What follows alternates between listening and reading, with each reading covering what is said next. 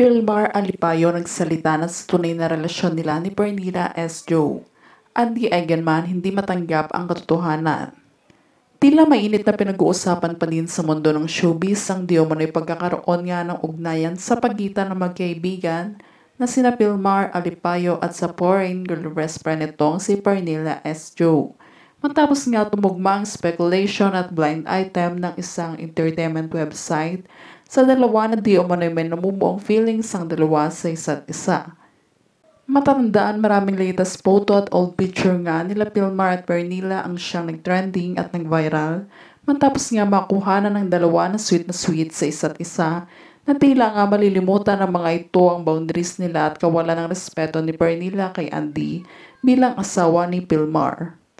Nasunod nito ay may ilan nga din na nag-out of town sina Andy at Pilmar na kasama si Pernilla at talagang kitang-kita dito na hindi na to papakabog kay Andy na tila nga may pinabalak itong masama na sirain talaga magandang relasyon nila Andy at Pilmar. Ngunit sa kabila naman ito ay marami namang netizens ang siyang patuloy na nangungulit at nagmamensyon kina Pilmar, Andy at Pernilla upang magbigay umano ng official statement ang mga ito ukol sa kanilang love triangle issue.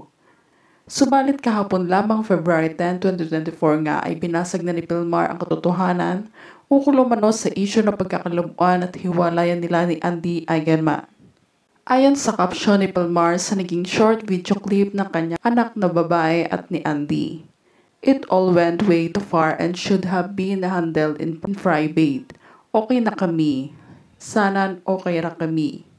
Sa pagkakataon naman na ito ay mapapansin naman sa comment section na may ilan nga din na hindi makamove on sa nangyari at may ilan na naging masaya sa dalawa dahil mas pinili nga daw na ayusin ni Pilmar ang kanyang pamilya kaysa piliin ang kanyang girl best friend na siyang kailan lamang niya nakilala.